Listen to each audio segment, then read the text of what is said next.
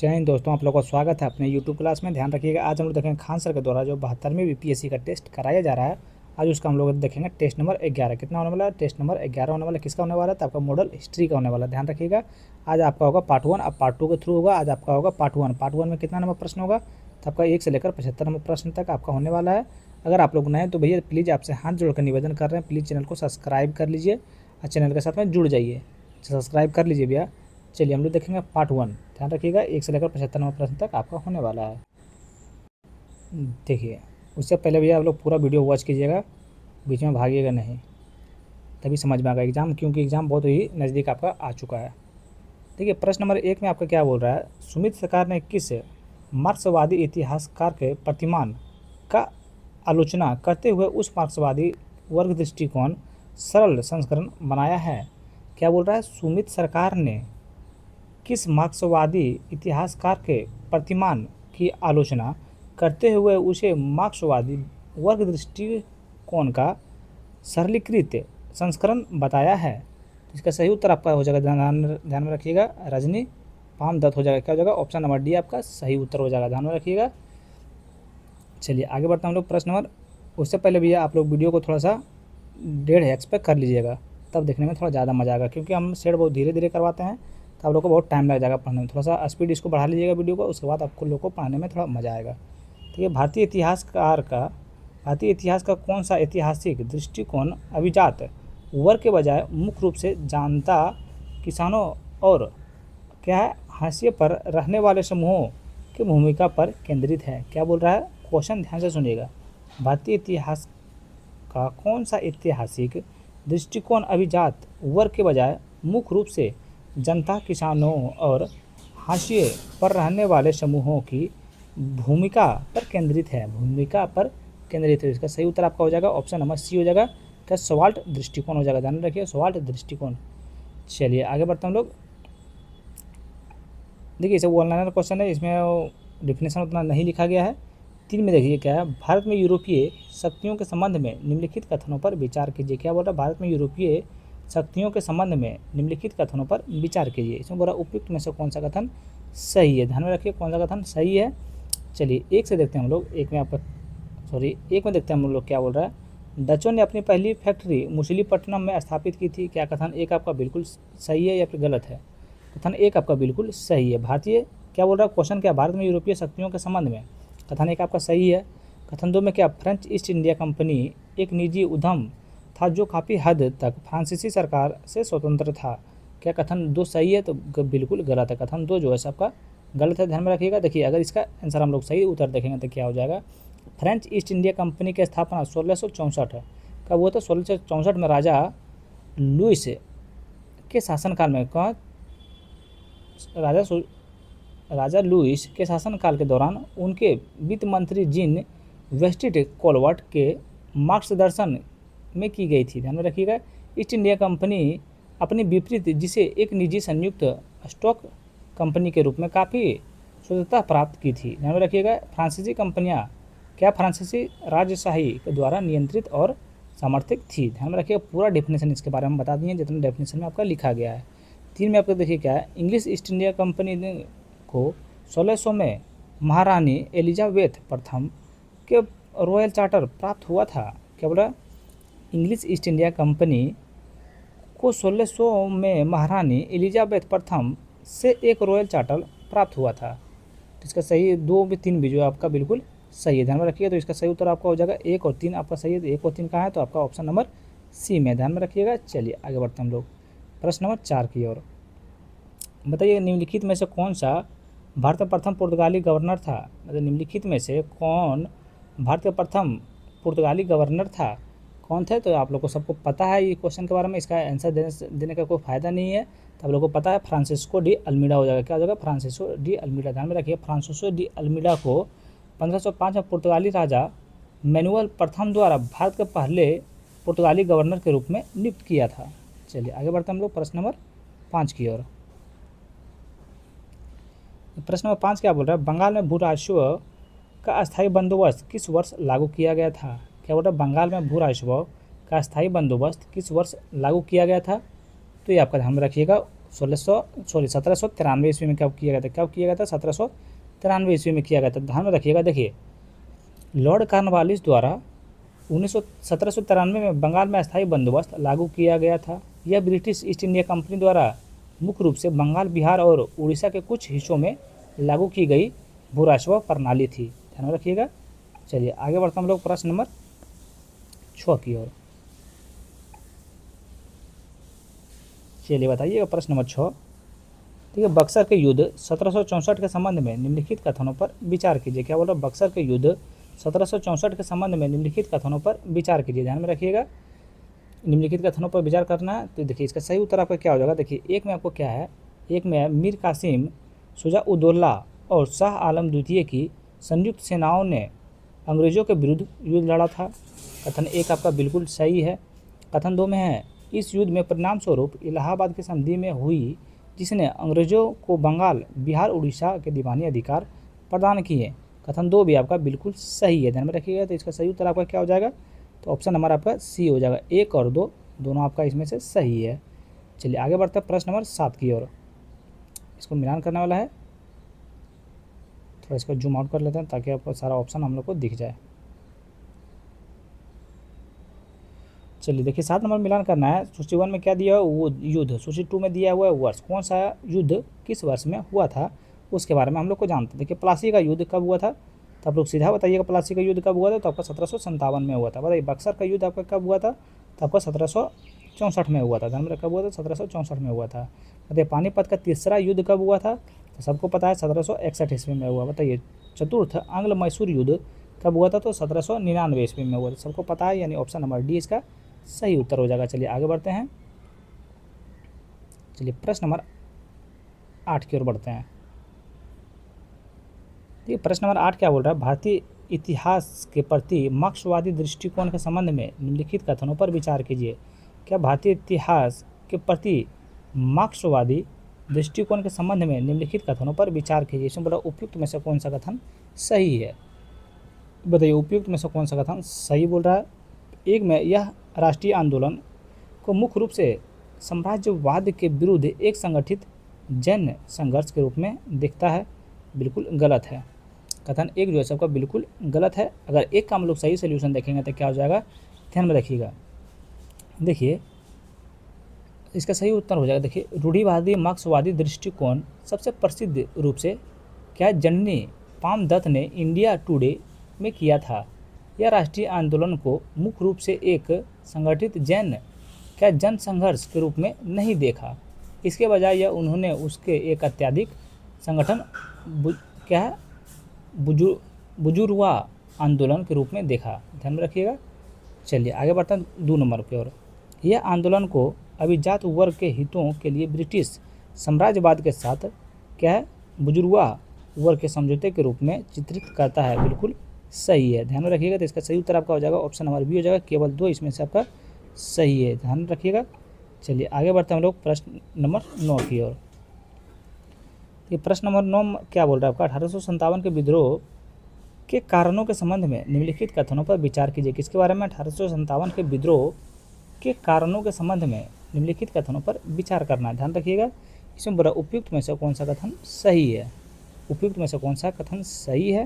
देखिए एक में आपका क्या, देखिए एनफील्ड राइफल का प्रचलन विद्रोह का एकमात्र कारण था। बिल्कुल गलत है। ध्यान रखिएगा। एक आपका बिल्कुल गलत था। अगर इसका एक का हम लोग सही उत्तर देखेंगे, देखिए 1857 का विद्रोह का तत्कालिक कारण एनफील्ड राइफल का प्रचलन था। क्या था? एनफील्ड राइफल का प्रचलन था, जिसके कारतूस में क्या कथित तौर पर गाय और सूअर के चर्बी का इस्तेमाल किया गया था, जिसने हिंदू और मुस्लिम दोनों सिपाहियों की धार्मिक भावनाओं को ठेस पहुंची थी। ध्यान रखिएगा।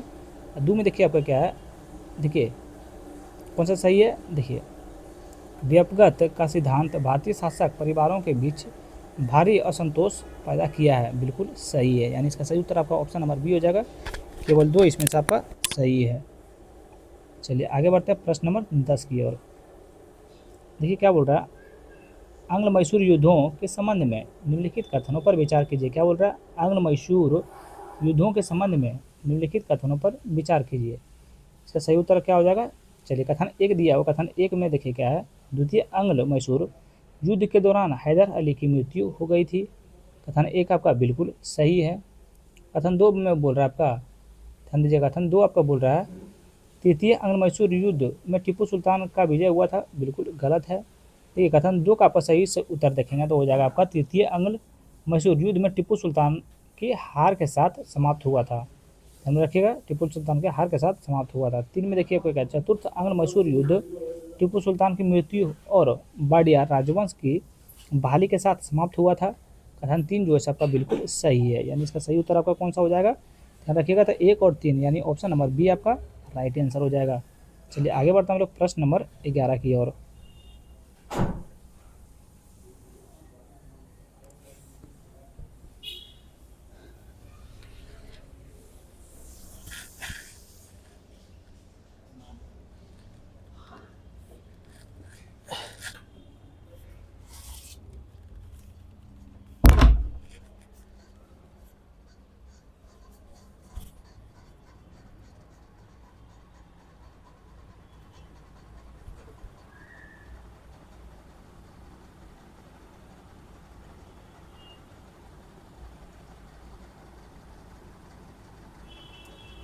चलिए 1 सेकंड रुक जाइए। देखिए 11 नंबर प्रश्न देखिए, माफ़ कीजिएगा थोड़ा पंखा चालू करने के चले गए थे। कथन 1 है और कारण आर है। कथन ए में क्या है, इंग्लिश ईस्ट इंडिया कंपनी के अत्यंत कर्नाटक युद्धों में फ्रांसीसियों को हरा दिया। कथन 1 है, क्या कथन 1 आपका सही है, यहीं पे देखते जाते हैं हम लोग।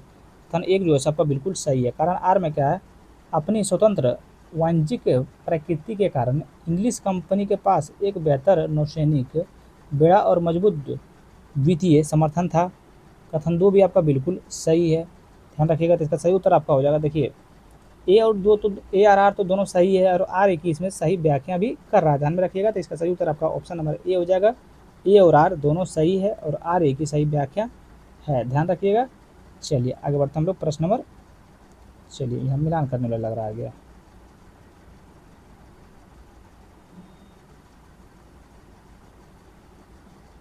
चलिए देखिए 12 नंबर प्रश्न पे आ जाते हैं।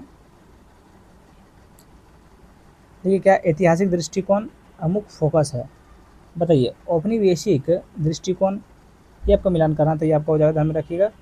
3 में हो जाएगा। 3 में देखिए क्या दिया हुआ, ब्रिटिश शासन को पिछड़े भारत के लिए एक क्या है, एक भाई से बनाने वाले मिशन के रूप में उचित ठहराता है, ध्यान में रखिएगा। बी में आपका राष्ट्रीय दृष्टिकोण, ये आपका हो जाएगा। 4 में हो जाएगा उपनिवेशवाद विरोधी एकता को प्रेरित करने के लिए भारत का सांस्कृतिक अतीत पर जोर देता है। ऐसे में मार्क्सवादी दृष्टिकोण, ये आपका हो जाएगा। 1 में हो जाएगा पूंजीवाद और साम्राज्यवाद के अंतर्निहित अंत विरोधियों पर प्रकाश डालता है। डी में हो जाएगा साबर्टन दृष्टिकोण, ये आपका हो जाएगा, ध्यान में रखिएगा। 2 में हो जाएगा आम लोगों को भूमिका और किसान संघर्षों पर ध्यान केंद्रित करता है, ध्यान में रखिएगा, तो इसका हो जाएगा ऑप्शन नंबर बी आपका सही उत्तर हो जाएगा, ध्यान में रखिएगा और पढ़ लीजिएगा थोड़ा सा। चलिए आगे देखिए हम लोग देखते हैं प्रश्न नंबर 13। तो गवर्नर जनरल और घटनाओं के निम्नलिखित में से कौन सा युग्म सुमेलित है, क्या गवर्नर जनरल और घटनाओं के निम्नलिखित में से कौन सा युग्म सुमेलित है, बताइए। गवर्नर जनरल है और घटना है, तो नीचे दिए गए कोड का प्रयोग कर सही उत्तर को चुनना है, ध्यान रखिए सही उत्तर को चुनना है। देखिए 1 में लॉर्ड विलियम बेटिंग है, लॉर्ड विलियम बेटिंग है, ये आपका क्या बताइए सती प्रथा का उन्मूलन है, क्या घटना ये सही सुमेलित है, ध्यान दीजिएगा। तो देखिए लॉर्ड विलियम बेटिंग जो है 1829 में रेगुलेटिंग एक्ट के माध्यम से सती प्रथा का समाप्त किया था, ध्यान रखिएगा।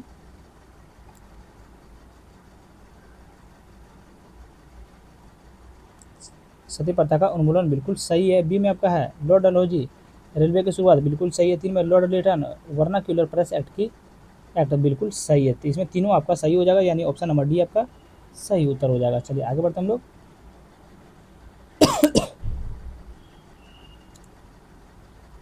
चलिए अगले 14 नंबर प्रश्न देखते हैं। निम्नलिखित में से किस ब्रिटिश अधिकारी ने सफलतापूर्वक एक फरमान प्राप्त किया जिस तरह मुगलों क्षेत्र में व्यापक व्यापारिक विशेषाधिकार प्रदान किए गए हैं, क्या निम्नलिखित में से किस ब्रिटिश अधिकारी ने सफलतापूर्वक एक फरमान प्राप्त किया जिसके तहत मुगल क्षेत्रों में व्यापक व्यापारिक विशेषाधिकार प्राप्त किए गए। तो इसका सही उत्तर आपका क्या हो जाएगा, ध्यान रखिएगा। तो इसका सही उत्तर हो जाएगा आपका सर थॉमस रो। क्या हो जाएगा, सर थॉमस रो हो जाएगा, ध्यान में रखिएगा। तो यानी ऑप्शन नंबर बी आपका सही उत्तर हो जाएगा। देखिए सर थॉमस रो को 1615 में जेम्स प्रथम द्वारा क्या है, इंग्लिश ईस्ट इंडिया कंपनी के आधिकारिक राजदूत के रूप में जहांगीर के दरबार में भेजा गया था। ध्यान रखिएगा इस चीज़ को। चलिए अगले देखते हैं प्रश्न नंबर 15। प्रश्न नंबर 15 आपका क्या है, ये पुर्तगाली काटज प्रणाली के संबंध में निम्नलिखित कथनों पर विचार कीजिए। क्या बोल रहे हैं, पुर्तगाली काटज प्रणाली के संबंध में निम्नलिखित कथनों पर विचार करना है, ध्यान रखिएगा। इसका सही उत्तर आपका क्या हो जाएगा, देखिए एक में आपका क्या है, यह हिंद महासागर में पुर्तगालियों द्वारा जारी किया गया एक नौसैनिक व्यापार लाइसेंस या पास था, बिल्कुल सही है। दो में आपका है मुगलों सहित शक्तिशाली भारतीय शासकों को भी अपने व्यापारिक जहाज़ों की सुरक्षा सुनिश्चित करने के लिए यह पास खरीदना पड़ता था, बिल्कुल सही है। पुर्तगाली काटज प्रणाली के संबंध में दोनों कथन आपका सही है, यानी इसका सही उत्तर हो जाएगा आपका ऑप्शन नंबर सी हो जाएगा। 1 और 2 आपका बिल्कुल सही है। चलिए आगे बढ़ते हैं, देखते हैं प्रश्न नंबर 16। प्रश्न नंबर 16 आपका क्या बोल रहा है, ध्यान रखिएगा। देखिए प्लासी का युद्ध 1757 के संबंध में निम्नलिखित कथनों पर विचार करना है। प्लासी का युद्ध 1757 के संबंध में, इसमें सही कथन चुनने के लिए बोल रहा है। चलिए एक देखते हैं हम लोग। एक में आपका क्या है, नवाब सिराजुद्दौला को उनके अपने ही सेनापति मीर जाफर ने धोखा दिया था, बिल्कुल सही है, ध्यान रखिएगा। 2 में आपका है, इस विजय के फलस्वरूप ब्रिटिश ईस्ट इंडिया कंपनी को बंगाल के दीवानी अधिकार राजस्व संग्रह प्राप्त हो गए थे, बिल्कुल गलत है। 3 जो है आपका बिल्कुल गलत है। 3 का अगर सही उत्तर देखेंगे तो क्या हो जाएगा, ध्यान रखिएगा। इसका 3 का आंसर आप सही से सुनिएगा। ठीक है, प्लासी के युद्ध में अंग्रेजों को बंगाल में राजनीतिक प्रभाव बढ़ा, लेकिन इस युद्ध के तुरंत बाद दीवानी अधिकार प्राप्त नहीं हुए थे। यहाँ क्या बोला, दीवानी अधिकार प्राप्त हुए थे, यहाँ दीवानी प्राप्त नहीं हुए थे। यानी इसका सही उत्तर आपका ऑप्शन नंबर ए हो जाएगा। केवल एक आपका इसमें से सही है, प्लासी के युद्ध 1757 के। चलिए अगला देखिए,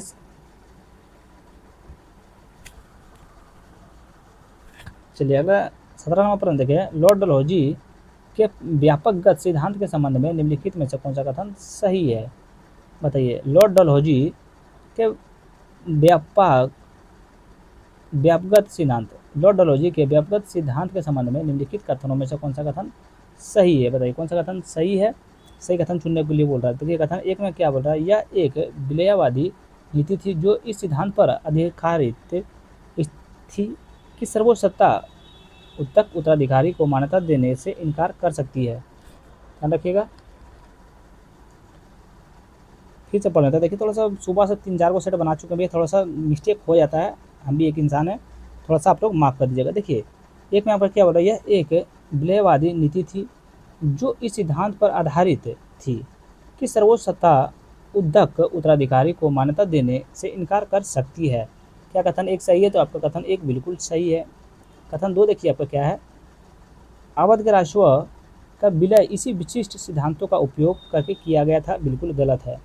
2 आपका बिल्कुल गलत है। 2 का हम लोग सही उत्तर देखेंगे तो क्या हो जाएगा, देखिए अंग्रेजों ने 1856 में अवध का विलय किया था, लेकिन व्यापक गत के सिद्धांत के तहत नहीं, ध्यान रखिएगा। चलिए आगे बढ़ते 3 नंबर पर देखिए, सतारा इस सिद्धांत के तहत विलय की जाने वाली पहली रियासत थी। कथन 3 आपका बिल्कुल सही है, ध्यान रखिएगा। कथन 4 देखिए, इस सिद्धांत के अनुसार उत्तराधिकारियों को राजनीतिक सिंहासन और मृतक शासक को निजी संपत्तियों दोनों से वंचित कर दिया गया था, बिल्कुल गलत है, ध्यान रखिएगा, बिल्कुल गलत है आपका ये। माफ़ कीजिएगा, इसका सोल्यूशन हम नहीं लिख पाए हैं। चलिए आगे बढ़ते हैं प्रश्न नंबर, इसका सही उत्तर क्या हो जाएगा, तो आपका 1 और 3 हो जाएगा, यानी ध्यान रखिएगा 1 और 3 सही हो जाएगा, बाकी 2 और 4 आपका गलत था। 18 नंबर प्रश्न देखिए, रैयतवाड़ी प्रणाली के संबंध में निम्नलिखित कथनों पर विचार कीजिए। किसके बारे में, रैयतवाड़ी प्रणाली के संबंध में निम्नलिखित कथनों पर विचार कीजिए। ध्यान रखिए निम्नलिखित कथनों पर विचार करना है। इसका सही उत्तर आपका क्या हो जाएगा, ध्यान रखिएगा। देखिए एक में आपका है, यह मुख्य रूप से मद्रास और बम्बई प्रेसिडेंसी में शुरू की गई थी, बिल्कुल सही है। 2 में इस प्रणाली के तहत राजस्व सीधे किसानों रैयतों से एकत्रित किया गया था, बिल्कुल सही है। रैयतवाड़ी प्रणाली के संबंध में आपका दोनों कथन सही है, यानी इसका सही उत्तर आपका ऑप्शन नंबर सी हो जाएगा। चलिए आगे बढ़ते हैं प्रश्न नंबर 19 की ओर। देखिए, रेगुलेटिंग एक्ट 1773 के संबंध में निम्नलिखित में कौन से कथन सही है? क्या रेगुलेटिंग एक्ट 1773 के संबंध में निम्नलिखित में से कौन से कथन सही है? बताइए कौन सा कथन सही है रेगुलेटिंग एक्ट के संबंध में। देखिए, चलिए कथन एक से हम लोग देखते हैं। कथन एक आपका क्या है? यह भारत में ईस्ट इंडिया कंपनी के कार्यों को नियंत्रित और विनियमित करने के लिए ब्रिटिश संसद द्वारा ठहराया गया पहला कदम था। बिल्कुल सही है। कथन दो में है, इसके कोलकाता में एक सर्वोच्च न्यायालय की स्थापना का प्रावधान था। बिल्कुल सही है। 3 में है, इसे बंगाल के गवर्नर को बंगाल का गवर्नर जनरल नामित किया और इसके सहायता के लिए 4 सदस्यों वाली एक कार्यकारी परिषद का गठन किया। बिल्कुल सही है। ध्यान दीजिए, बिल्कुल सही है। 4 में देखिए आपका क्या है? 4 कथन 4 थोड़ा ऊपर कर लेते हैं। कथन 4 में बोल रहा है, इसे ईस्ट इंडिया कंपनी के व्यापारिक अधिकार को पूरी तरह से समाप्त कर दिया। बिल्कुल गलत है। 4 का अगर सही उत्तर हम लोग देखेंगे तो ध्यान से सुनिएगा क्या हो जाएगा। 1773 में रेगुलेटिंग एक्ट ने कंपनी के व्यापारिक अधिकार को समाप्त नहीं किया था। यह एक दृष्टिकोण से कई वर्षों तक जारी रहा। ध्यान रखिएगा। तो इसका सही उत्तर आपका हो जाएगा 1, 2 और 3 इसमें से सही है। ध्यान रखिएगा, ऑप्शन नंबर ए आपका सही उत्तर हो जाएगा। चलिए आगे बढ़ते हैं प्रश्न नंबर 20 की ओर। धन निष्कर्षण के सिद्धांत के संबंध में निम्नलिखित में से कौन सा कथन सही है? किसके बारे में? धन निष्कर्षण के सिद्धांत के संबंध में निम्नलिखित में से कौन सा कथन सही है? बताइए कौन सा कथन सही है। देखिए, एक में देखते हैं आपको क्या है, लंदन को भुगतान किए जाने वाले गृह शुल्क किस निष्कर्षण का एक प्रमुख घटक थे? बिल्कुल सही है। कथन 2 में है, वस्तुओं या सोने चांदी के बदले बिना किसी पारंपरिक प्रतिफल के भारतीय माल का निर्यात इस निष्कर्षण का प्राथमिक तंत्र था। बिल्कुल सही है। 3 में कहा है, आर.सी. दत्त ने अपने कृति the economic history of India में इस आर्थिक आलोचना को स्पष्ट किया था। बिल्कुल सही है। ध्यान रखिएगा। कथन 4 में प्रारंभिक राष्ट्रवादियों ने तर्क दिया कि यह सतह निष्कर्षण भारत में गरीबी का उन्मूलन कारण था। बिल्कुल सही है। धन के निष्कर्षण सिद्धांत के संबंध में चारों कथन आपका सही है। ध्यान रखिएगा इस चीज़ को। इसका सही उत्तर वो हो जाएगा आपका ऑप्शन नंबर डी हो जाएगा। चलिए आगे बढ़ते हैं प्रश्न नंबर 21 की ओर। चलिए बताइएगा, इंडियन एसोसिएशन 1876 के संबंध में निम्नलिखित कथनों पर विचार कीजिए। किसके बारे में? इंडियन एसोसिएशन 1876 के संबंध में निम्नलिखित कथनों पर विचार कीजिए। ध्यान दीजिएगा इस चीज़ को। इस पर उपयुक्त कथनों में से कौन सा कथन सही है? अतः निम्नलिखित में से कौन सा कथन सही है? चलिए एक देखते हैं। इसकी स्थापना सुरेंद्रनाथ बनर्जी और आनंद मोहन बोस ने की थी। कथन 1 आपका जो है सो ध्यान दीजिएगा बिल्कुल सही है भैया। कथन 2 में है, इसका उद्देश्य जनमत की एक शक्तिशाली संस्था बनाना और भारतीय लोगों को एक साझा राजनीतिक कार्यक्रम पर एकजुट करना था। बिल्कुल सही है। ध्यान दीजिएगा। तो इसका सही उत्तर आपका ऑप्शन नंबर सी हो जाएगा। 1 और 2 दोनों सही। किसके बारे में? इंडियन एसोसिएशन 1876 के संबंध में कथन 1 और कथन 2 आपका सही है। याद कर लीजिएगा आप लोग। चलिए बताइएगा, कांग्रेस के पूर्व संस्थाओं और उनके स्थानों के निम्नलिखित में से कौन से युग्म सुमेलित नहीं है? क्या बोल रहा है? कांग्रेस पूर्व संस्थाओं और उनके संस्थानों के निम्नलिखित में से कौन से युग्म सुमेलित नहीं है? कौन सा युग्म सुमेलित नहीं है? तो इसका सही उत्तर हो जाएगा ऑप्शन नंबर 1। तो देखते हैं आपको क्या है, east India company association London, ये आपका बिल्कुल सही सुमेलित है। ये आपका लंदन वाला सही सुमेलित है। ध्यान दीजिएगा इस चीज़ को। ये आपका सही सुमेलित है। 2 में आपका देखिए है बॉम्बे प्रेसिडेंसी एसोसिएशन मद्रास। ध्यान दीजिएगा, ये आपका सही सुमेलित। अरे यार, कौन सा सुमेलित है, कौन सा सुमेलित नहीं है? तो ये तो देखिए आपका बिल्कुल सुमेलित है। तो ये आपका सुमेलित नहीं है। मद्रास वाला बॉम्बे प्रेसिडेंसी एसोसिएशन आपका मद्रास से सही सुमेलित नहीं है। ध्यान दीजिएगा। देखिए, बॉम्बे प्रेसिडेंसी का स्थापना 1885 में बॉम्बई में फिरोज शाह मेहता के द्वारा किया गया था। ध्यान में रखिएगा। तो इसका कहाँ हो जाएगा? इसका यहाँ ये काट दीजिएगा। ये हो जाएगा आपका बॉम्बे हो जाएगा। यहाँ पे बॉम्बे हो जाएगा। और आप 3 में है देखिए लैंड होल्डर्स सोसाइटी, ये आपका बम्बई में नहीं होगा। ध्यान रखिए, ये आपका बम्बई में नहीं होगा। ये आपका कहाँ हो जाएगा? ध्यान दीजिएगा, ये आपका हो जाएगा कोलकाता में हो जाएगा। यहाँ पे ध्यान दीजिएगा, यहाँ लिख दीजिए कोलकाता हो जाएगा। चलिए आगे बढ़ते हैं। इसका सही उत्तर आपका ऑप्शन नंबर बी हो जाएगा। 2 और 3 इसमें बोल रहा था, यहाँ ध्यान दीजिए कौन सा सुमेलित नहीं है, तो 2 और 3 आपका इसमें से सुमेलित नहीं है। चलिए आगे बढ़ते हैं हम लोग। बताइएगा, अभी कथन 1 है, कारण आ रहा है। कारण आ रहा है अभी कथन 1 में क्या है, इल्बर्ट विल 1883 के अखिल भारतीय राजनीतिक संगठन का एक प्रमुख उत्प्रेरक साबित हुआ। अभी कथन 1 में क्या बोल रहा है, इल्बर्ट विल 1883 एक अखिल भारतीय राजनीतिक संगठन का एक प्रमुख उत्प्रेरक साबित हुआ। कथन 1 आपका क्या सही है, ध्यान दीजिएगा, कथन 1 जो है सो आपका बिल्कुल सही है। कथन 2 में आपका कारण आर में आपका क्या बोल रहा है, इस बिल के विरुद्ध यूरोपियों द्वारा चलाए गए नक्सलवादी और सफल आंदोलन ने भारतीय राष्ट्रवादियों को संगठित राजनीतिक आंदोलन की आवश्यकता और शक्ति का ज्ञान कराया। कारण आर भी आपका बिल्कुल सही है, यानी इसका सही उत्तर आपका हो जाएगा। देखिए ए और आर दोनों सही है और आर ए की सही व्याख्या भी कर रहा है, आर ए की सही व्याख्या भी कर रहा है, ध्यान दीजिएगा इस चीज़ को। इसका सही उत्तर आपका ऑप्शन नंबर ए हो जाएगा। ए और आर दोनों सही है और आर ए की सही व्याख्या भी कर रहा है, ध्यान में रखिए। तो इसके कारण आपका ऑप्शन नंबर ए आपका सही हो जाएगा। चलिए आगे बढ़ते हैं 24 की ओर। देखिए 1858 के महारानी का देखिए 1858 के महारानी उद्घोषणा के संबंध में निम्नलिखित कथनों पर विचार कीजिए। किसके बारे में, 1858 के महारानी उद्घोषणा के संबंध में निम्नलिखित कथनों पर विचार कीजिए। इसमें बोला उपयुक्त में से कौन सा कथन आपका सही है, यहाँ ध्यान दीजिएगा। कथन 1 देखिए आपका क्या बोल रहा है, ध्यान दीजिएगा। कथन 1 को बोल रहा है, इसमें ईस्ट इंडिया कंपनी पहले ब्रिटिश राजशाही को सत्ता हस्तांतरण करने की घोषणा की गई थी, बिल्कुल सही है। 2 में आपका इसमें देशी राजकुमारों शासकों के अधिकारों, गरिमा और सम्मान का आदर करने का वादा किया गया था, बिल्कुल सही है। 3 में आपका इसमें सभी अधिगृहित क्षेत्रों के लिए तत्काल स्वतंत्रता की घोषणा की गई थी, बिल्कुल गलत है, ध्यान में रखिएगा। 3 जो है आपका बिल्कुल गलत है। अगर 3 का हम लोग सही उत्तर देखेंगे तो क्या हो जाएगा, ध्यान से सुनिएगा। देखिए उद्घोषणा में विलय किए गए क्षेत्रों को स्वतंत्रता प्रदान नहीं की, भारत की औपनिवेशिक शासन का अधीन ही रहा। अंग्रेजों ने केवल भविष्य में अधिक सतर्क और विस्तार रहित नीति अपनाने का वादा किया था, ध्यान रखिएगा। चलिए इसका सही उत्तर आपका क्या हो जाएगा, 1 और 2 आपका सही है, यानी ऑप्शन नंबर ए आपका सही उत्तर हो जाएगा। चलिए आगे बढ़ते हैं प्रश्न नंबर 25 की ओर। देखिए भारतीय राष्ट्रीय कांग्रेस INC गठन में पहले बंगाल निम्नलिखित में से प्रारंभिक राजनीतिक सक्रिय थे। क्या बोल रहा है, भारतीय राष्ट्रीय कांग्रेस के गठन से पहले बंगाल में निम्नलिखित में से कौन सा प्रारंभिक राजनीतिक संघ सक्रिय थे, कौन से थे, तो ये आपका थे, ध्यान में रखिएगा, ध्यान दीजिएगा कौन कौन थे।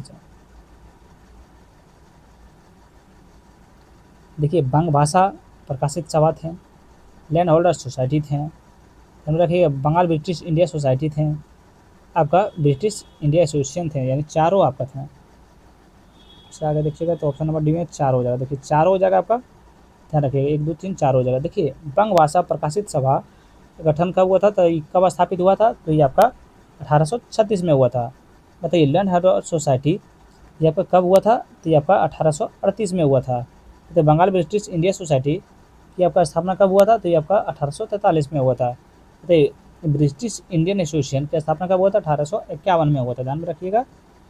चलिए आगे बढ़ते हैं प्रश्न नंबर 26 की ओर। देखिए किस अधिनियम ने ब्रिटिश भारतीय प्रशासन में आधिकारिक तौर पर देखिए पोर्टफोलियो प्रणाली की शुरुआत की, जिसमें वायसराय परिषद के सदस्यों को विशिष्ट विभागों का नेतृत्व करने की अनुमति मिली। क्वेश्चन ध्यान से सुनिएगा भैया, तभी आप लोग को समझ में आएगा। किस अधिनियम ने ब्रिटिश भारतीय प्रशासन में आर्थिक तौर पर पोर्टफोलियो प्रणाली की शुरुआत की, जिससे वायसराय परिषद के सदस्यों को विशिष्ट विभागों का नेतृत्व करने की अनुमति मिली, ध्यान में रखिएगा। इसका सही उत्तर आपका क्या हो जाएगा, तो ऑप्शन नंबर आपका देखिए जो भारतीय परिषद अधिनियम 1861, यानी ऑप्शन नंबर सी आपका सही उत्तर हो जाएगा, भारतीय परिषद अधिनियम 1861। चलिए आगे बढ़ते हैं हम लोग प्रश्न नंबर 27 की ओर। बताया यांडू की संधि 1826 निम्नलिखित में से किस युद्ध को समाप्त किया। क्या यांडाबू की संधि 1826 ने निम्नलिखित में से किस युद्ध को समाप्त किया। बताइए किस युद्ध को समाप्त किया था। ये बहुत इजी क्वेश्चन है आप लोग के लिए। तो ये आपको प्रथम आंग्ल बर्मा युद्ध को समाप्त किया था। कौन किया था? प्रथम आंग्ल बर्मा युद्ध को समाप्त किए थे। ध्यान में रखिएगा इस चीज़ को, अब भूलिएगा नहीं। देखिए यंडाबू की संधि 1826 ईस्वी में हस्तांतरण किए गए थे और इनके प्रथम आंग्ल बर्मा युद्ध को समाप्त किया। ध्यान में रखिएगा। चलिए आगे बढ़ते हैं हम लोग प्रश्न नंबर 28 की ओर। बताइएगा सहायक संधि प्रणाली के संबंध में निम्नलिखित कथनों पर विचार कीजिए। किसके बारे में? सहायक संधि प्रणाली के संबंध में निम्नलिखित कथनों पर विचार करना है। इसमें बड़ा उपयुक्त में से कौन सा कथन सही है? कौन सा कथन सही है? चलिए बताइएगा। देखिए कथन 1 में बोल रहा है हैदराबाद का निजाम सहायक संधि करने वाला पहला भारतीय शासक था। कथन 1 आपका बिल्कुल सही है। कथन 2 में 1765 में बक्सर के युद्ध के बाद अवध के नवाब को संधि के लिए मजबूत किया गया था। बिल्कुल गलत है। ध्यान में रखिएगा, बिल्कुल गलत है। किसके सहायक संधि प्रणाली के संबंध में? कथन 2 आपका बिल्कुल गलत है। अगर 2 का हम लोग सही उत्तर देखेंगे तो ध्यान दीजिएगा, हो जाएगा आपका। देखिए बक्सर के युद्ध सहायक संधि प्रणाली शुरू होने से बहुत पहले हुआ था। बक्सर युद्ध और इलाहाबाद के संधि के बाद अवध बढ़ते ब्रिटिश प्रभाव के अधीन आ गया था, लेकिन इसे 1765 के सहायक संधि के तहत नहीं रखा गया था। चलिए आगे बढ़ते हैं। इसका सही उत्तर आपका हो जाएगा, आपका ऑप्शन नंबर ए हो जाएगा। केवल ए का इसमें आपका सही है। चलिए 29 नंबर प्रश्न देखिए, देवबंद आंदोलन के संबंध में निम्नलिखित कथनों पर विचार कीजिए। किसके बारे में? देवबंद आंदोलन के संबंध में। ध्यान रखिए इसमें बोल रहा कौन सा कथन गलत है। ध्यान दीजिएगा, यहाँ गलत कथन चुनने बोल रहा है, यहाँ पे ध्यान दीजिए आप। इन दोनों में से कौन सा कथन गलत है? किसके बारे में? देवबंद आंदोलन के संबंध में। देखिए एक देखते हैं क्या। एक में है यह रूढ़िवादी इस्लामिक क्या पूर्ण अनुष्ठातावादी आंदोलन था जिनका उद्देश्य कुरान और हदीस की शुद्ध शिक्षाओं का प्रचार करना था। क्या कथन एक आप तो आपका देखिए बिल्कुल सही है। इसे गलत बोल रहा है, लेकिन एक आपका सही है। किसके बारे में? देवबंद आंदोलन के बारे में। चलिए 2 में देखते हैं आपका क्या है। इसे सर सैयद अहमद खान अलीगढ़ आंदोलन और पश्चिमी शिक्षा पर उनके जोड़ का पुजारों का समर्थन किया था, पुरजोर समर्थन किया था। ध्यान में रखिएगा। 2 जो है आपका बिल्कुल गलत है। 2 आपका बिल्कुल गलत है, यानी इसका सही उत्तर आपका क्या हो जाएगा? देखिए अगर 2 का हम लोग सही उत्तर देख लेते हैं इससे पहले। देखिए देवबंद आंदोलन को सर सैयद अहमद खान ने के नेतृत्व में वाले अलीगढ़ आंदोलन का दृष्टिकोण से बहुत अलग थे। ध्यान में रखिएगा, बहुत अलग थे। इसका सही उत्तर हो जाएगा आपका ऑप्शन नंबर बी हो जाएगा। केवल 2 इसमें से आपका गलत था। अगर कहीं भी भैया हमसे मिस्टेक हो रहा है तो आप लोग प्लीज़ माफ़ कर दीजिएगा। चलिए 30 नंबर प्रश्न देखिए, 1793 के कार्नवालिस कोड के संबंध में निम्नलिखित कथनों पर विचार कीजिए। क्या? 1793 के कार्नवालिस कोड के संबंध में निम्नलिखित कथनों पर विचार कीजिए। ध्यान दीजिएगा। इसका देखिए इसमें बड़ा उपयुक्त में से कौन सा कथन सही है। एक में देखते हैं इसमें क्या है। इसमें राजस्व प्रणाली को न्यायिक प्रशासन को पूरी तरह से अलग कर दिया। कथन 1 आपका बिल्कुल सही है। कथन 2 में आपका है इसे जमींदारों से उसकी पारंपरिक पुलिस शक्तियां छीन ली थी। बिल्कुल सही है। किसके बारे में? 1793 के कार्नवालिस कोड के संबंध में। 1 और 2 आपका सही है। 3 पे ध्यान देते हैं। इसे भारत में सभी ब्रिटिश अधिकारियों पर कानून की संप्रभुता के सिद्धांत को स्थापित किया। बिल्कुल सही है, यानी इसका सही उत्तर आपका हो जाएगा। ध्यान रखिएगा, तीनों कथन सही है। किसके बारे में? 1793 के कार्नवालिस कोड के संबंध में। इसका सही उत्तर हो जाएगा आपका ऑप्शन नंबर डी हो जाएगा। चलिए अगला देखते हैं 31वां प्रश्न। परमहंस मंडली महाराष्ट्र के एक प्रारंभिक सामाजिक धार्मिक सुधार संगठन जिसे जाति अवस्था को समाप्त करने के लिए गुप्त रूप से कार्य किया, इसके द्वारा स्थापित किया गया था। बताइए किसके द्वारा स्थापित किया गया था? ये आप लोग को पता होना चाहिए किसके द्वारा स्थापित किया गया था। तो ये आपका क्या किसके द्वारा किया गया था?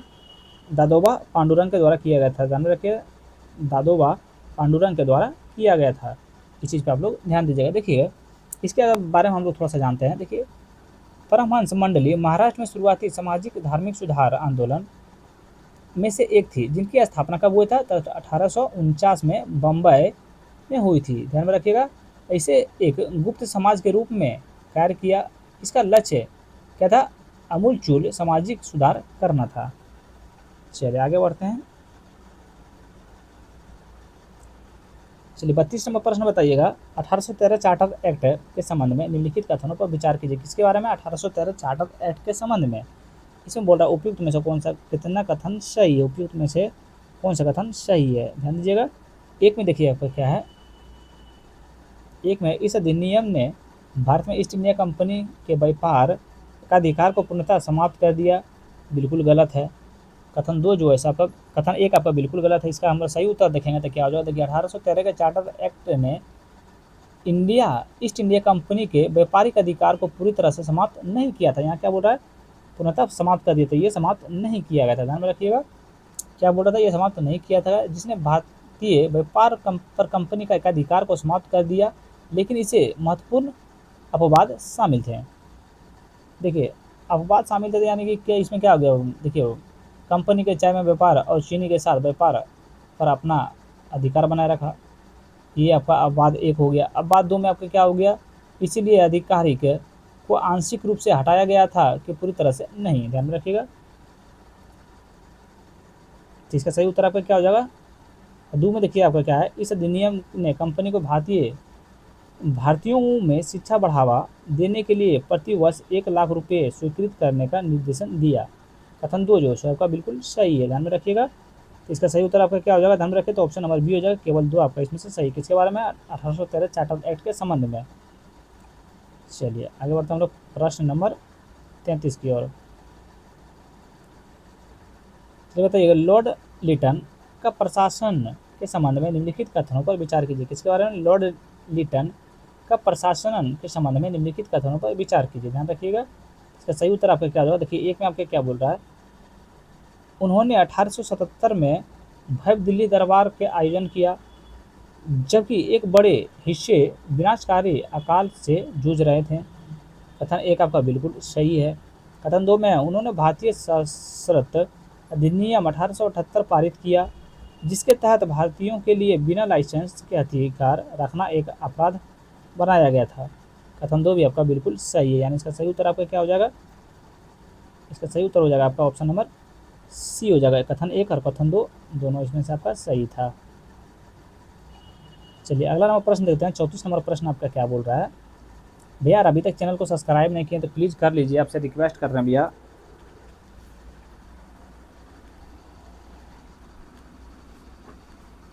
चलिए अगला नंबर प्रश्न पे आते हैं हम लोग। देखिए क्या बोल रहा है, रामोशी विद्रोह के संबंध में निम्नलिखित कथनों पर विचार कीजिए। किसके बारे में, रामोशी विद्रोह के संबंध में, ध्यान दीजिएगा। इसमें बोल रहा है उपयुक्त में से कौन सा कथन सही है, ध्यान दीजिएगा कौन सा कथन सही है।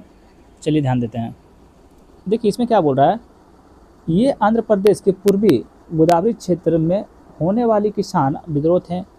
क्या कथन 1 सही है, कथन 1 जो है आपका बिल्कुल गलत है, ध्यान में रखिएगा। कथन 1 ही आपका इसमें गलत है। कथन 1 का हम लोग सही उत्तर देखेंगे तो क्या हो जाएगा, देखिएगा ध्यान दीजिएगा, रामोशी विद्रोह आंध्र प्रदेश के पूर्वी गोदावरी क्षेत्र में नहीं हुआ था। यहाँ बोला गोदावरी क्षेत्र में हुआ था, ये गोदावरी क्षेत्र में आपका नहीं हुआ था। तो ये आपका मुख्य रूप से महाराष्ट्र के पश्चिमी घाट क्षेत्र के विशेष रूप में पुणे के आसपास हुआ था। 2 में देखिए क्या है, ब्रिटिश विलय नीति के खिलाफ 1822 में उमाजी नाइक द्वारा इस विद्रोह का नेतृत्व किया गया था। कथन 2 जो है आपका बिल्कुल गलत है, जगह इसमें कौन सा सही बोल रहा है, कथन 2 भी आपका बिल्कुल गलत है। कथन 2 का आपका सही उत्तर देखेंगे तो हो जाएगा आपका, रामोशी विद्रोह 1822 में चतुर सिंह के नेतृत्व में शुरू हुआ था। किसके में हुआ था आपका, यहाँ देखिए इसको काट दीजिएगा, यहाँ चतुर सिंह के विद्रोह का नेतृत्व किए थे, ध्यान में रखिएगा। चलिए आगे बढ़ते हैं हम लोग। इसका सही उत्तर हो जाएगा ऑप्शन नंबर डी हो जाएगा, ना ही 1 ना ही 2, कोई भी इसमें से सही नहीं था आपका। चलिए अगला नंबर प्रश्न देखिए, 35 नंबर प्रश्न क्या बोल रहा है, सन्यासी विद्रोह 1763 से लेकर 1800 के संबंध में निम्नलिखित कथनों पर विचार कीजिए। किसके बारे में, सन्यासी विद्रोह 1773 से लेकर 1800 के संबंध में निम्नलिखित कथनों पर विचार कीजिए। इसमें बोल रहा है उपयुक्त में से कौन सा कथन सही है, कौन सा कथन सही है। चलिए कथन 1 पे हम लोग ध्यान देते हैं, फिर कथन 2 पर ध्यान देते हैं, फिर कथन 3 पर ध्यान देते हैं। चलिएगा ध्यान दीजिएगा। देखिए कथन 1 में आपको क्या बोल रहा है, यह 1770 के बंगाल अकाल के कारण उत्पन्न गंभीर आर्थिक संकट से प्रेरित था, बिल्कुल सही है, 1 आपका बिल्कुल सही है।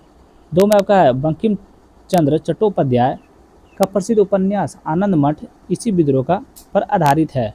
क्या कथन 2 सही है, ध्यान दीजिएगा। कथन 2 जो है आपका बिल्कुल गलत है, कथन 2 जो है आपका बिल्कुल गलत है, सॉरी माफ़ कीजिएगा, कथन 2 भी आपका बिल्कुल सही है। कथन 3 में देखिए आपका क्या है, यह एक विशुद्ध हिंदू विद्रोह था जिसमें मुस्लिम फकीरों की कोई भागीदारी नहीं थी। बिल्कुल गलत है, 3 जो है इसमें आपका गलत है, 2 नहीं था, 1 और 2 आपका सही है, 3 आपका गलत है। 3 का हम लोग सही उत्तर देखेंगे तो हो जाएगा, यह विद्रोह विशेष रूप से हिंदू विद्रोह नहीं था। हिंदू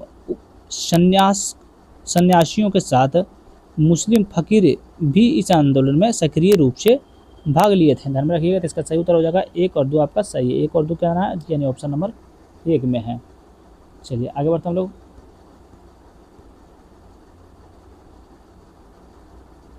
चलिए 36वां प्रश्न बताइएगा, भारतीय प्रेस विकास के संबंध में निम्नलिखित कथनों पर विचार कीजिए। ध्यान रखिए किसके बारे में, भारतीय प्रेस विकास के संबंध में निम्नलिखित कथनों पर विचार कीजिए। इसमें बोल रहा है उपयुक्त में से कौन सा कथन सही है, यहाँ पे ध्यान दीजिए कौन सा कथन सही है। चलिए कथन 1, 2 और 3 दिया हुआ है, तो चलिए ध्यान देते हैं कथन 1 पे हम लोग, कथन 1 पे ध्यान देते हैं। कथन 1 में बोल रहा है, देखिए प्रेस सेंसरशिप अधिनियम 1799 लॉर्ड वेलेस्ली द्वारा फ्रांसीसी आक्रमण की आशंका में लागू किया गया था। बिल्कुल सही है। कथन 2 में है, चार्ल्स मेटकॉफ को भारतीय प्रेस के मुक्तिदाता के रूप में जाना जाता है। क्या कथन 2 सही है, तो बिल्कुल कथन 2 भी सही है।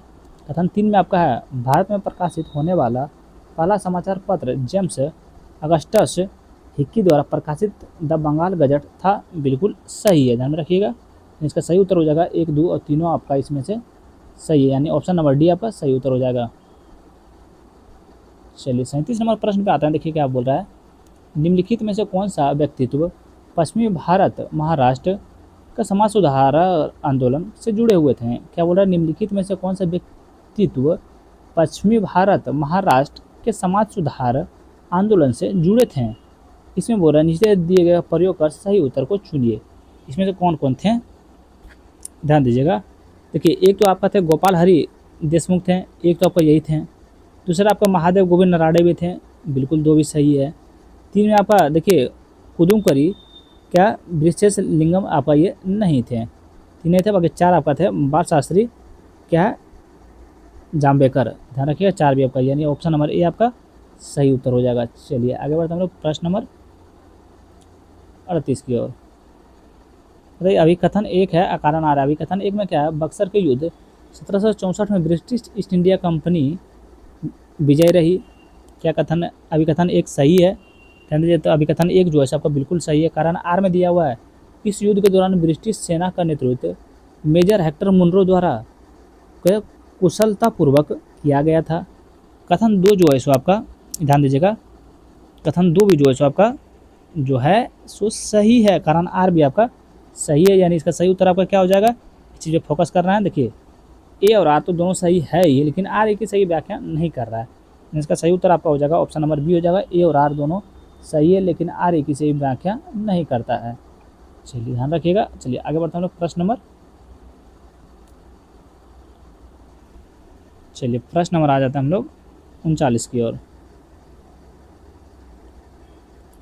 चलिए बताइएगा, सूची 1 में दिया हुआ समाचार पत्र, सूची 2 में दिया हुआ है संस्थापक या संपादक। बताइए ए में आपका है अमृत बाजार पत्रिका, ये आपका हो जाएगा शिशिर कुमार घोष, यानी 3 में हो जाएगा। सोम प्रकाश ये आपका हो जाएगा, ध्यान में रखिए Ishwar Chandra Vidyasagar. Voice of India ये आपका हो जाएगा दादा भाई नौरोजी, यानी 1 में हो जाएगा। द हिंदू ये आपका हो जाएगा जी सुब्रमण्यम अय्यर, यानी ऑप्शन नंबर सी आपका सही उत्तर हो जाएगा। ध्यान रखिएगा और याद रखिएगा।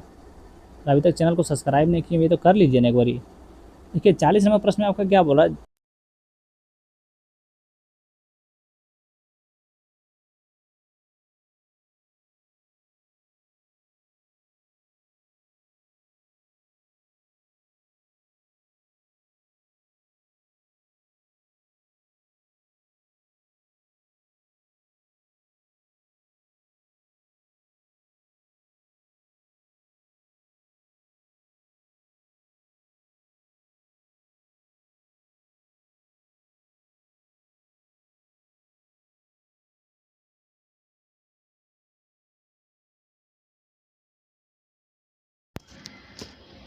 41वां प्रश्न देखते हैं हम लोग क्या है।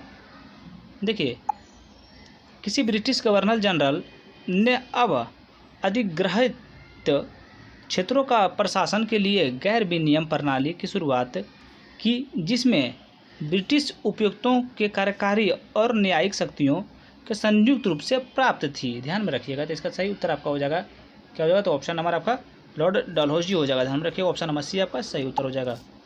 चलिए ध्यान रखिएगा। चलिए आगे बढ़ते हैं हम लोग प्रश्न नंबर 43 की ओर। ठीक है, 1857 के विद्रोह के बाद भारतीय सेना में हुए परिवर्तनों के संबंध में निम्नलिखित कथनों पर विचार कीजिए। क्या बोल रहा है, 1857 के विद्रोह के बाद ब्रिटिश भारतीय सेना में हुए परिवर्तनों के संबंध में निम्नलिखित कथनों पर विचार कीजिए। ध्यान दीजिएगा इस चीज़ में। इसमें बोला उपयुक्त में से कौन सा कथन, यहाँ ध्यान दीजिएगा, सही है। कौन सा कथन सही है, तो एक में हम लोग देखते हैं।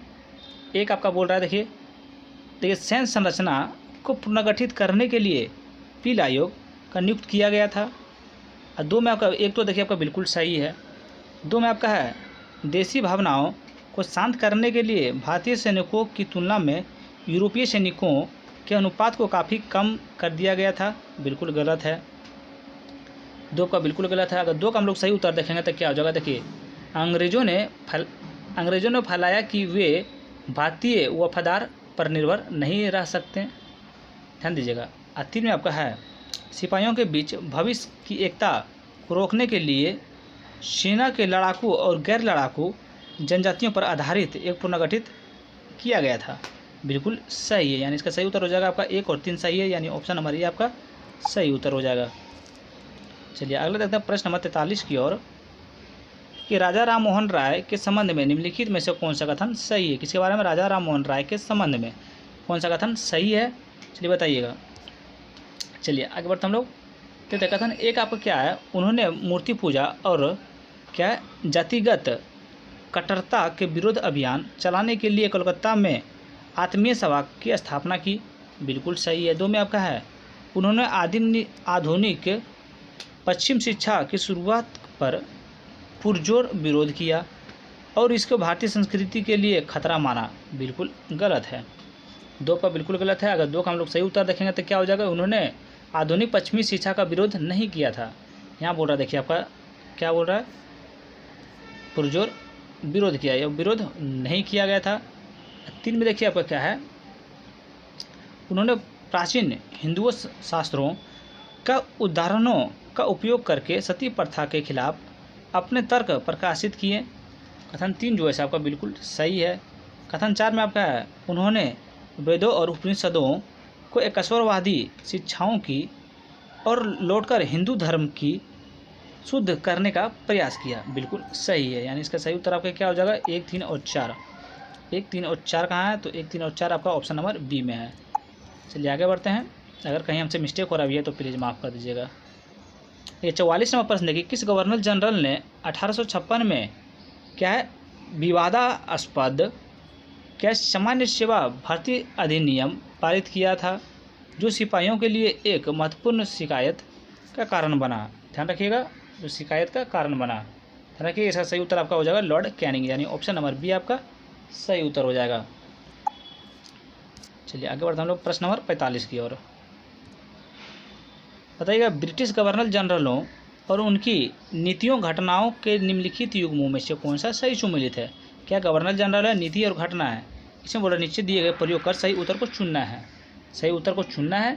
ध्यान दीजिएगा। चलिए देखिए, एक जो है आपका वारेन हेस्टिंग घेरे की नीति बिल्कुल सही सुमेलित है। दो में आपका है सर जॉन शॉर या हस्तक्षेप की नीति बिल्कुल सही सुमेलित है। आपका लॉर्ड लिटन है प्रथम कारखाना अधिनियम 1881 बिल्कुल गलत है, ये आपका बिल्कुल गलत है। देखिए, अगर लॉर्ड लिटन के बारे में हम लोग जानते हैं तो क्या हो जाएगा, प्रथम कारखाना अधिनियम 1881 में खोला गया था। क्या होगा 1881 में, जिनका उद्देश्य कारखाना श्रमिकों का कार्य क्या स्थितियों में सुधार करना था और मुख्य रूप से बाल श्रम के निकाय से संबंधित था। लॉर्ड रिपन 1880 से लेकर 1884 में वायसराय काल के दौरान पारित किया गया था, ना कि लॉर्ड रिटन। किसके द्वारा किया गया था, लॉर्ड रिपन, यहाँ लॉर्ड रिपन हो जाएगा, लॉर्ड लिटन नहीं होगा। चलिए आगे बढ़ते हैं हम लोग। प्रश्न इसका सही उत्तर हो जाएगा 1 और 2 आपका सही है, यानी ऑप्शन नंबर ए आपका सही उत्तर हो जाएगा। चलिए अगला 46 नंबर प्रश्न पे आते हैं। ठीक है, सूची 1 में है संधियाँ, सूची 2 में क्या संबंधित युद्ध। ध्यान रखिएगा, इसमें क्या बोल रहा है, उपयुक्त का प्रयोग कर सही उत्तर को चुनना है। ध्यान में रखिएगा, सही उत्तर को चुनना है। चलिए देखिए, 1 में इलाहाबाद की संधि, ये आपका हो जाएगा, ध्यान में रखिएगा बक्सर के युद्ध। श्रीरंगपट्टनम की संधि, ये हो जाएगा आपका तृतीय अंग्ल मैसूर के युद्ध। सी में आपका वैशिन की संधि, ये आपका हो जाएगा, ध्यान में रखिएगा, द्वितीय अंग्ल मराठा युद्ध। लाहौर की संधि, ये आपका हो जाएगा प्रथम अंग्ल सिख युद्ध। यानी ऑप्शन नंबर ए आपका सही उत्तर हो जाएगा। वीडियो पॉज कीजिए, थोड़ा सा पढ़ लीजिए। अगर नए चैनल पर आएँ तो प्लीज़ चैनल को सब्सक्राइब कर लीजिएगा। 47वां प्रश्न देखिए, अभिकथन 1 है, कारण आर है। अभिकथन 1 में क्या है, अपनी विजय यात्रा के दौरान इंग्लिश ईस्ट इंडिया कंपनी को क्षेत्रीय भारतीय शक्तियों से बहुत कम या न के बराबर प्रतिरोध का सामना करना पड़ा था। अभिकथन क्या ये सही है, इस चीज़ पे आप लोग फोकस कीजिएगा। तो अभिकथन 1 जो है सो गलत है, इस पर ध्यान दीजिएगा। कारण आर में 18वीं शताब्दियों में केंद्रीय मुगल सत्ता के पतन के कारण मैसूर, मराठा और सिख जैसी कई स्वतंत्र क्षेत्रीय शक्तियों का उदय हुआ था। ये आपका बिल्कुल कारण आर सही है, ध्यान रखिएगा। तो इसका सही उत्तर आपका क्या हो जाएगा, इसका ऑप्शन नंबर ऊपर में होगा, नीचे होगा, यानी ये असत्य है लेकिन आर आपका सत्य है, यानी ऑप्शन नंबर डी आपका सही उत्तर हो जाएगा।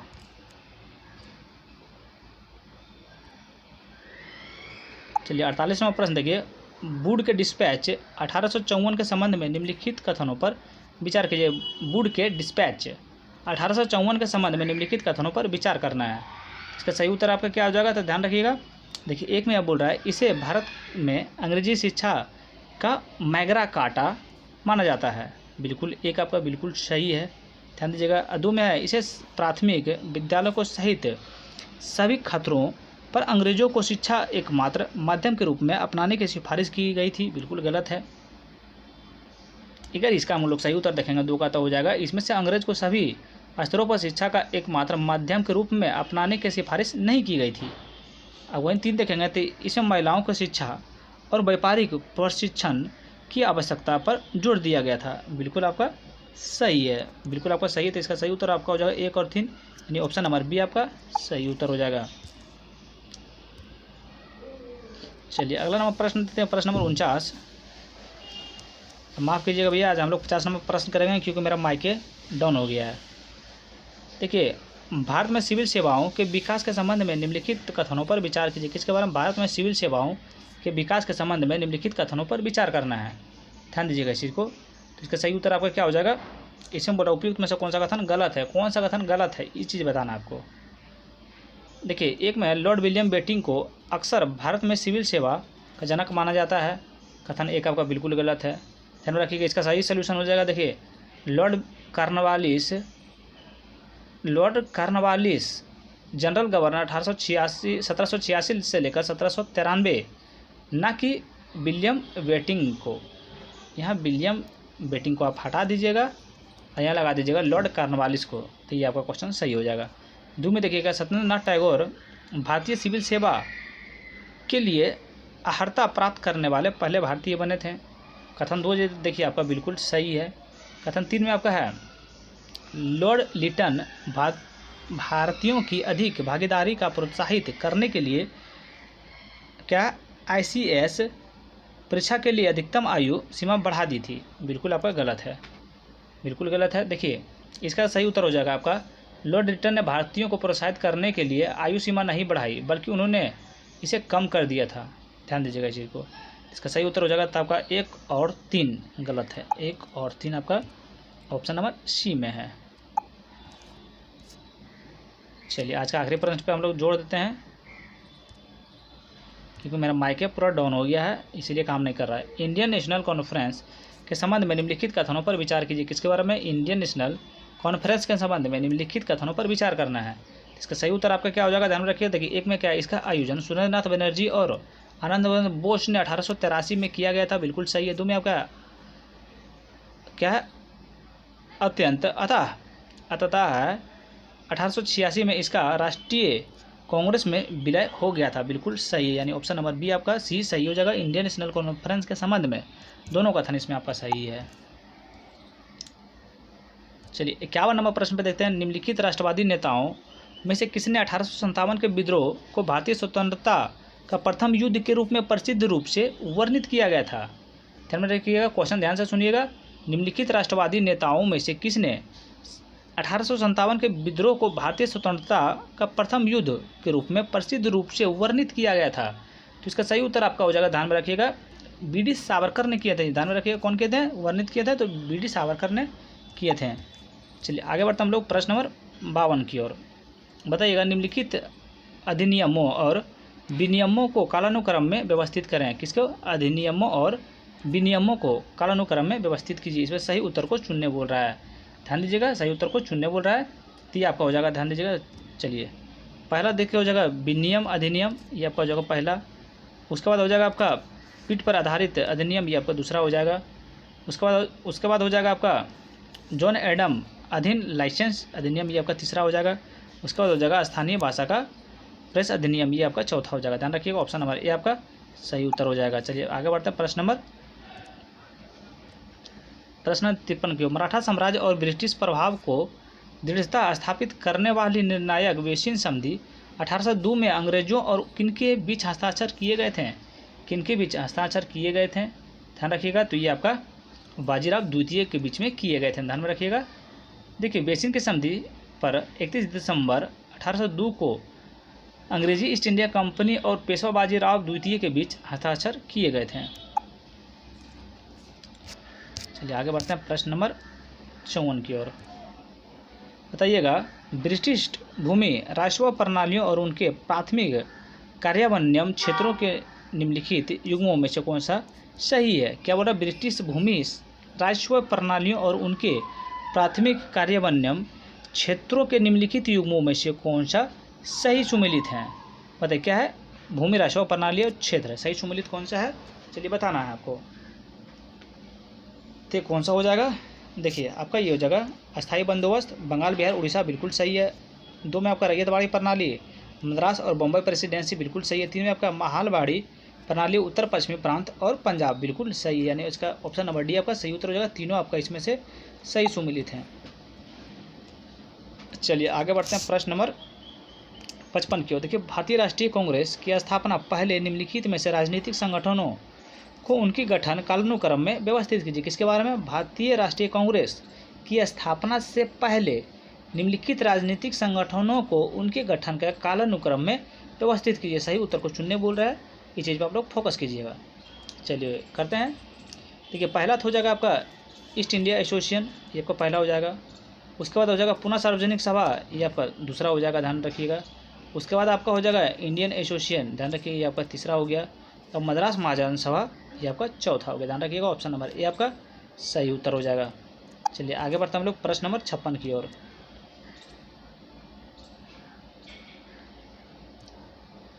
चलिए बताइए, गवर्नर जनरल है और मुख्य घटना नीति है। बताइए रॉबर्ट क्लाइव, ये आपको हो जाएगा बंगाल में द्वैत सरकार की स्थापना, ध्यान में रखिएगा। बताइए वॉरेन हेस्टिंग, ये आपका हो जाएगा बंगाल में द्वैत सरकार का उन्मूलन, ये 4 में हो जाएगा। लॉर्ड विलियम बेटिंग, ये आपका हो जाएगा, ध्यान में रखिएगा, सती प्रथा का उन्मूलन, ध्यान दीजिएगा, ये आपका 2 में हो जाएगा। लॉर्ड डलहौजी आपका रेलवे की शुरुआत, यानी ऑप्शन नंबर ए आपका सही उत्तर हो जाएगा। वीडियो पॉज करके थोड़ा सा याद कर लीजिएगा, चैनल को सब्सक्राइब कर लीजिए भैया।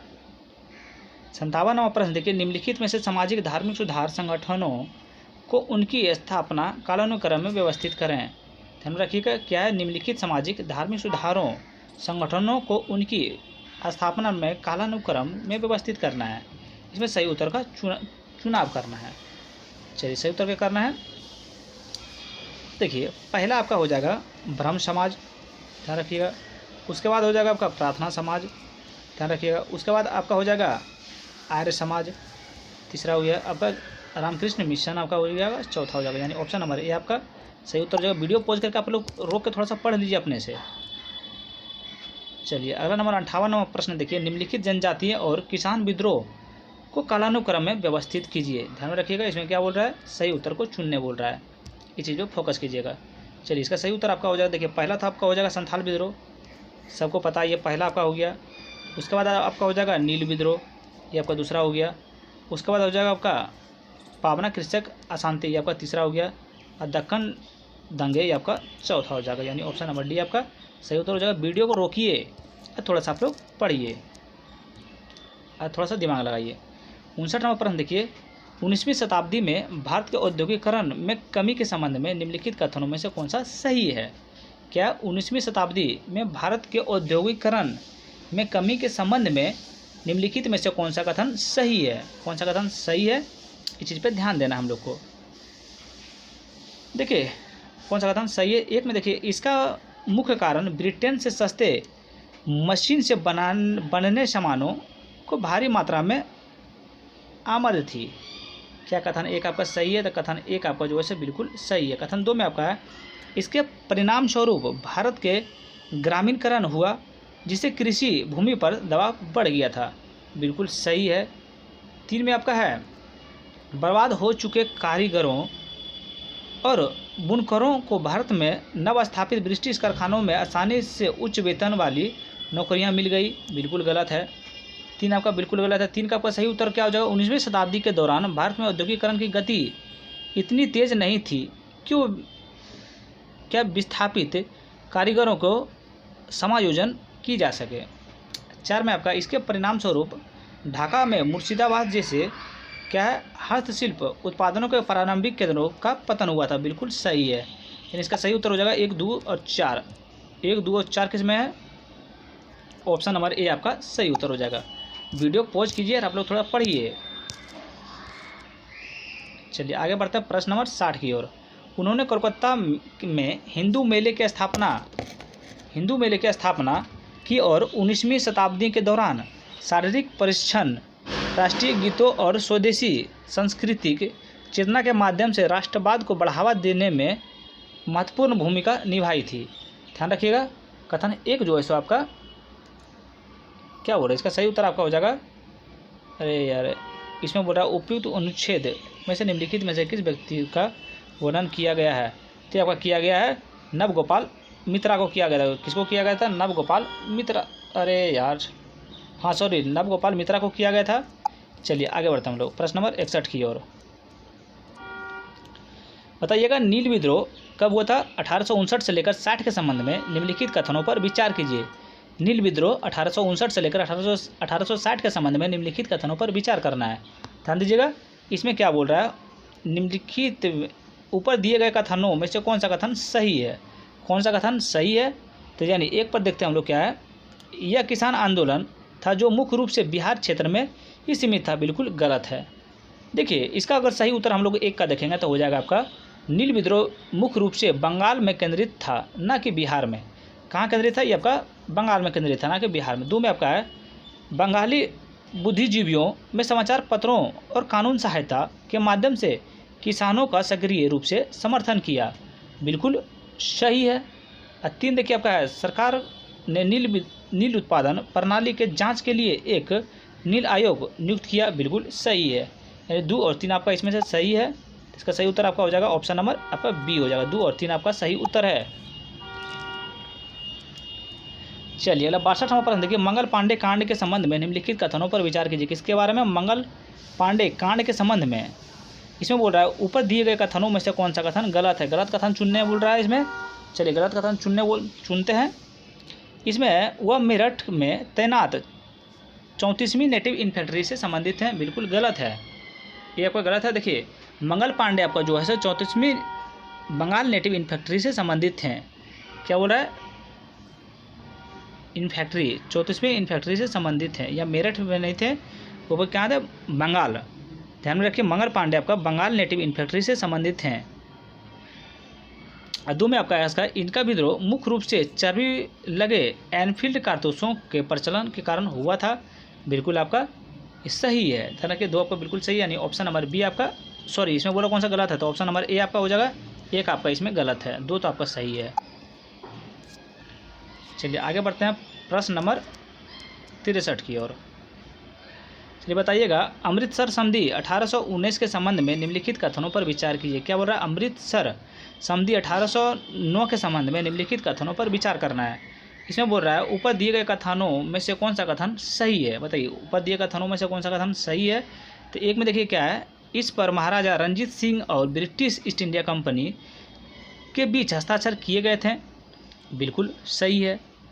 दूसरा में है इसमें झेलम नदी को सिख साम्राज्य और ब्रिटिश क्षेत्रों के बीच सीमा के रूप में निर्धारित किया था। बिल्कुल आपका गलत है।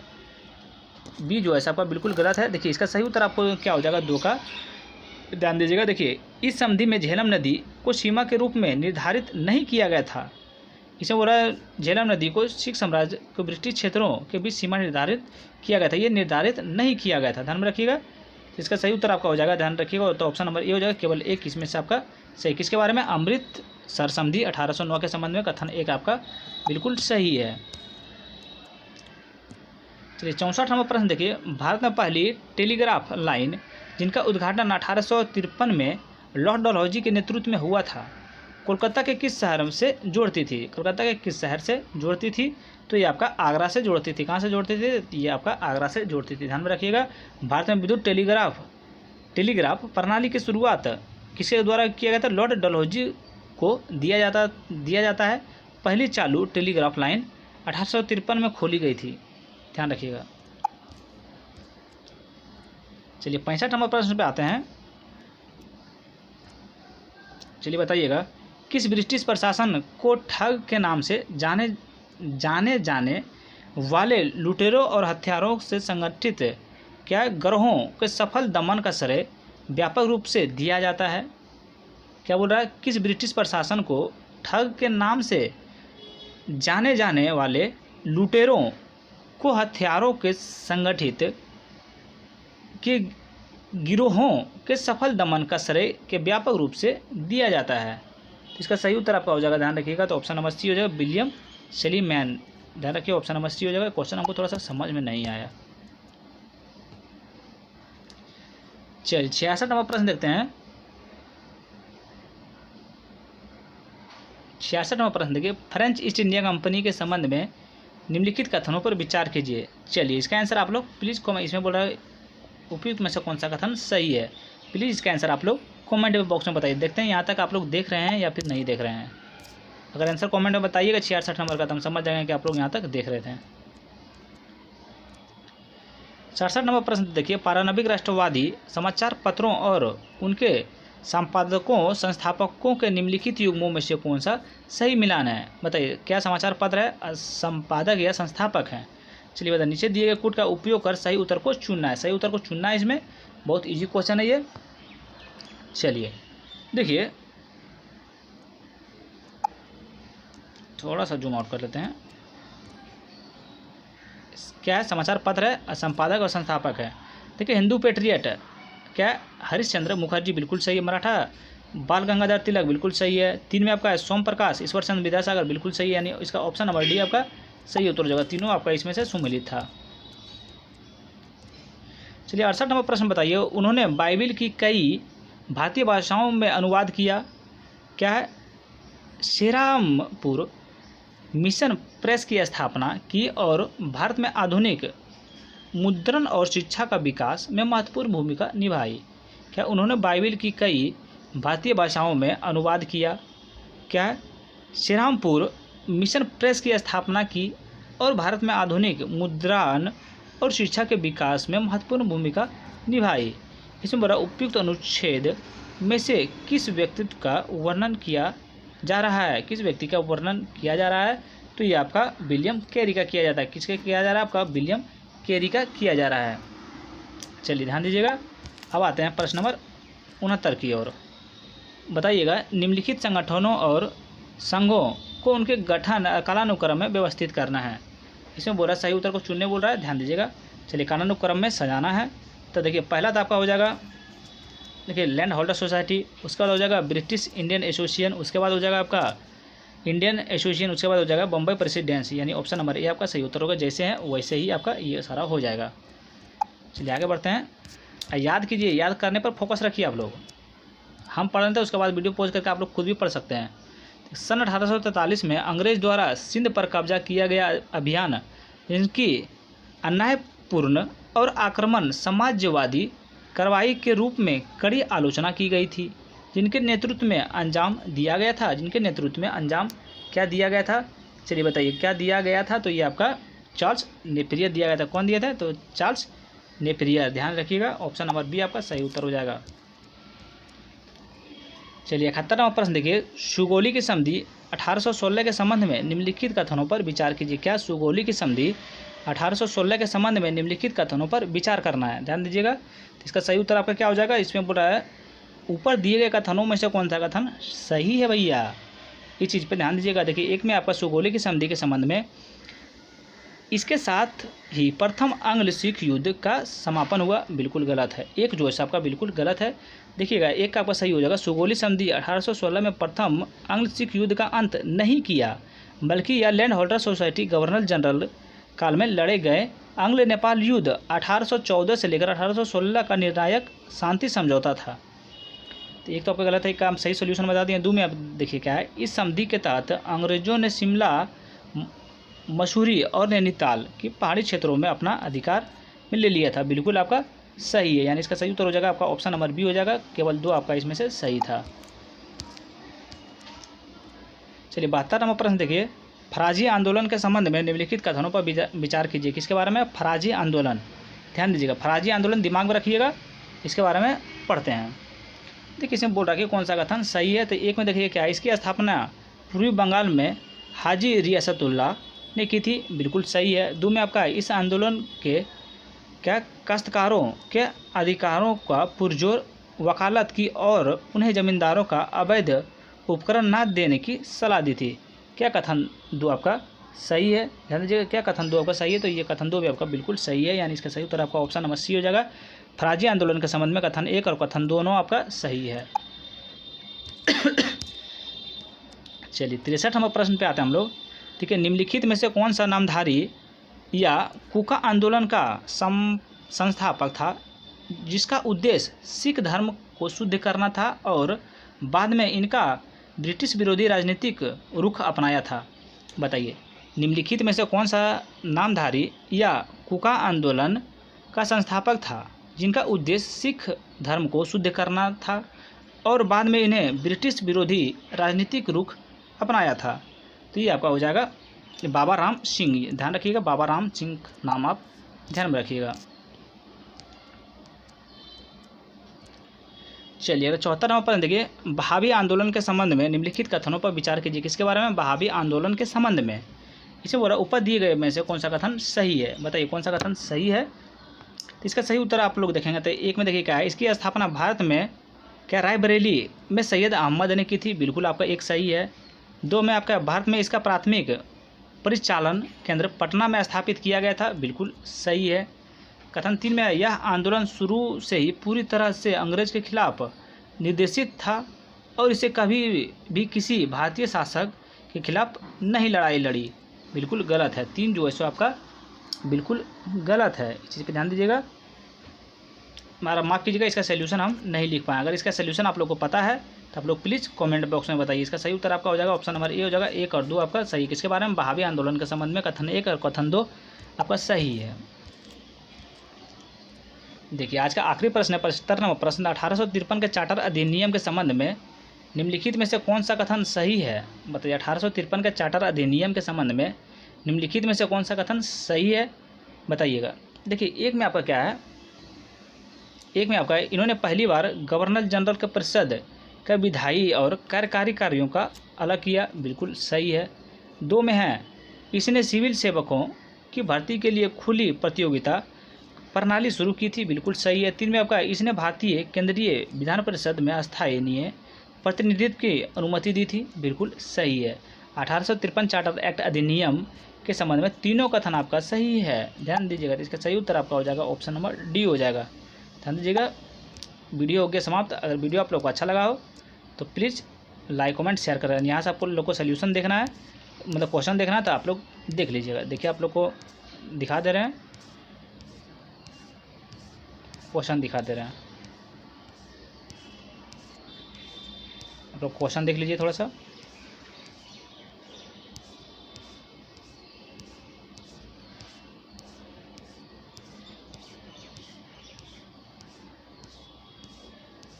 क्वेश्चन देख लीजिए आप लोग, जहाँ आप लोग पढ़ना चाहते हैं वहाँ पे आप लोग रोक के पढ़ लीजिएगा।